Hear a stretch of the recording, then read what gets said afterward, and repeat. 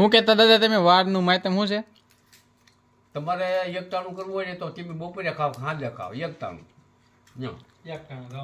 અને પછી પાછા તમે બપોરે ખાઈ લો સાંજે પછી પાછો નાસ્તો કરો એ 2 ટાણા ન થઈ ગયું 1.5 ટાણું.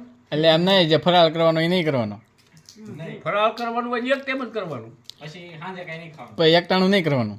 નહીં તો આખો મહિનો રહેવાનું હોય ને, આજે મહિનો હજી આજ બપોરે કાલ બપોરે જ ખાતા ભાઈ ને પછી પછાડ કાંઈ ખાવાનું નહીં.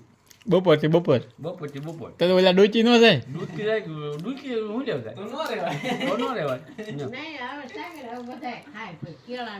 બધા ખાય હોય તો એ કાંઈ રહ્યા કહેવાય તો ખાવા હાથ તો નથી રહેવાનું પછી. પછી એમ ખાવાનું હોય પણ ખાલી આમ ખાવાનું હોય એટલે તો ઓછું ખાવાનું હોય. જો અપા ફરાળ કરવાનું. હોય ને તો એક ટાઈમ ફરાળ કરવાનું, એને અપા કહેવાય. હા બપોરે કરે સાંજે કરે અને એકટાણું કરવાનું હોય સાંજે કરે બપોરે કરે એકટાણું એક ઈ લ્યો એ વારનું માહિતી પછી 3 લીટર ખાવા મળે સવારમાં પછી દાબી લે સવારમાં ક્યાં કોઈ ખાય, ચા પીએ ખાલી. અને પછી બપોરે ખાય સાંજે ખાય ફરાળ. એમ નહીં, સવારે ક્યાં કોઈ ખાય છે બરોબર, ચા પીવે નાઈ ધોઈને ચા પીવે, ચા પીને બપોરે ફરાળ કરવાનો બરોબર, હા અને આજે એકટાણું. હા તો 2 ટાઈમ ન થઈ ગયું, તો ફરાળ તો કરે જ ને બધાય. ફરાળ ન કરે પેલા કોઈ ફરાળ જ ન કરતું. આવું સિંગ ને એવું કાંઈ નહીં.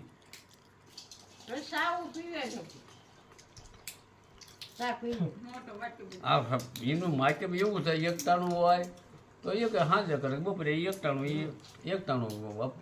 વાર રહ્યા કહેવાય.